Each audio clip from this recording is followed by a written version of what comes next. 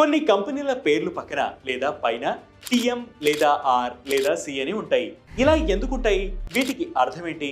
ఆ సింబల్స్ ను కంపెనీలకు ఎవరు కేటాయిస్తారు? ఈ వీడియోలో తెలుసుకుందాం.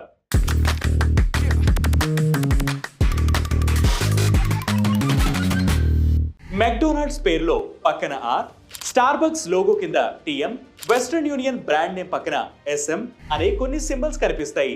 ఆర్ అంటే రిజిస్టర్డ్, టిఎం అంటే ట్రేడ్ మార్క్, ఎస్ఎం అంటే సర్వీస్ ట్రేడ్ మార్క్, సి అంటే కాపీరైట్. ఇవి ఆయా సంస్థల పేర్లు, లోగోలు కాపీరైట్ కాకుండా ప్రొటెక్ట్ చేస్తాయి. కాపీరైట్ సింబల్ ఒక కంపెనీ లేదా వ్యక్తికి సంబంధించిన పనిని ప్రొటెక్ట్ చేస్తుంది. వారి వర్క్ సర్క్యులేట్ చేసినప్పుడు లేదా ప్రదర్శించినప్పుడు ఇతరులు కాపీ కొట్టకుండా ఉండేందుకు ఈ సింబల్ వాడతారు. Music, creative writing, poetry, software creations వంటి వాటికి కాపీరైట్ సింబల్ ఉంటుంది. రిజిస్ట్రేషన్ సింబల్ అమెరికాలో యుఎస్పిటిఓ అనే సంస్థ కంపెనీలకు ఆర్ సింబల్ ను చట్టబద్ధంగా ఇస్తుంది. ఇది ప్రభుత్వ ట్రేడ్ మార్క్ రిజిస్ట్రీ కార్యాలయంలో నమోదైందని సూచిస్తుంది. తమకు వచ్చిన అప్లికేషన్లను యుఎస్పిటిఓ సిబ్బంది పరిశీలించి అందులో పేర్కొన్న సేవలు, వస్తువులకు ఆర్ సింబల్ ను కేటాయిస్తారు. లోగోలు, స్లోగన్స్, గూడ్స్ అండ్ సర్వీసెస్ వంటి వాటికి ఈ సింబల్ రిజిస్ట్రేషన్ చేస్తారు. మన దేశంలో register of trade marks under the ministry of commerce and industry కార్యాలయం తమకు వచ్చిన దరఖాస్తులను పరిశీలించి ఆర్ సింబల్ ను ఇస్తుంది.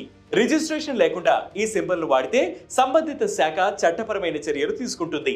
Trade mark, service mark symbols logo, slogan లేదా ట్యాగ్ లైన్స్ పక్కన ఉంటాయి. కార్పొరేట్ వరల్డ్ లో టిఎం సింబల్ ఎక్కువగా కనిపిస్తుంది. ఇండియాలో అధికారిక రిజిస్ట్రేషన్ కు అప్లై చేసి అది పూర్తి కాని క్రమంలో టిఎం సింబల్ ను వాడుతుంటారు.